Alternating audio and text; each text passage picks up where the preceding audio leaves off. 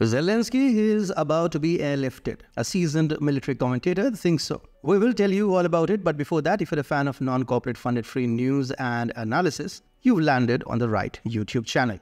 We publish 3 videos a day, first at 9:15 a.m. EST, second at 1:30 p.m. EST, and the third at 5:30 p.m. EST. So if that's of interest to you, next time your liberal friend asks you to be discreet, just say your secrets are always safe with me. I never even listen when you tell me them.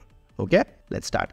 The consensus among European Union member states, with the exception of a few with a historical predisposition towards Russia, now leans towards a reluctance to engage directly in the conflict. Countries like Hungary and Slovakia, sharing borders with Ukraine, express particular reluctance, prioritizing their national security and stability over involvement in a conflict with dubious benefits. The situation is exacerbated by instances of perceived deception, as highlighted by Slovakia's regret over compromising its air defense capabilities. Consequently, the initial strategy of escalating tensions to support the Ukrainian government faces significant challenges, prompting Washington to explore alternative strategies to prevent the downfall of the Zelensky administration and ensure the continuity of its influence in the region. Stephen Bryen, an American expert with significant experience in defense policy and international relations, highlights the Pentagon's strategic considerations regarding the precarious situation of Ukraine's government. Drawing an analogy with historical military rescues, Bryen suggests that the Pentagon may be contemplating operations akin to Nazi Germany's effort to save Benito Mussolini in 1943 as a potential framework for supporting the Ukrainian leadership. What a fall.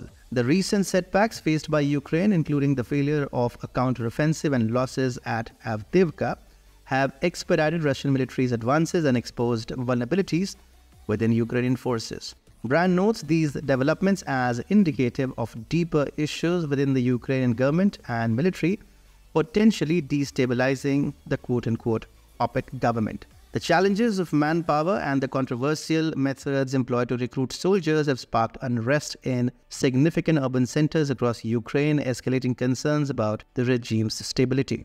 Amidst this turmoil, Bryen articulates a broader strategic conundrum for Washington: the pursuit of a scenario that could trigger a limited Russia-NATO conflict confined to Europe as a desperate measure to salvage the Ukrainian regime. The Pentagon, according to Bryen, faces a critical decision in navigating this geopolitical landscape without a clear provocation that would justify NATO's direct intervention. Stephen Bryen has voiced concerns over the precarious position of Ukraine's government under President Zelensky. Bryen suggests that the current situation in Ukraine might prompt the United States to consider a Mussolini-style intervention to prevent the collapse of Zelensky's government. Bryen further invokes the Gulf of Tonkin incident as a precedent for fabricating a casus belli, indicating the lengths to which the US might go to justify intervention in Ukraine without widespread objection from European allies or domestic audiences. According to Bryen, the Pentagon is aware that direct confrontation with Russian military forces is not feasible, highlighting the challenges NATO faces in supporting Ukraine while maintaining a semblance of non-intervention. He notes NATO's indirect provocations, including urging Ukraine to use NATO-supplied weapons against Russian targets and infrastructure, which test the limits of plausible deniability. Bryen speculates on the sustainability of Zelensky's leadership amidst Russia's military advances, domestic unrest, and controversial governance tactics, suggesting that Moscow might prefer a more compliant Ukrainian government for negotiation. He posits that relocating Zelensky to a more secure location such as Lvov could be a strategic move to preserve his leadership while avoiding direct military confrontation with Russia, reflecting the complex interplay of military strategy, political survival, and international diplomacy shaping the conflict in Ukraine. Stephen's Mussolini analogy underscores the precarious position of Zelensky's administration amidst escalating military actions and internal discontent. Bryen's reference to the Gulf of Tonkin incident further illustrates concerns over manufacturing a casus belli to justify Western intervention in Ukraine.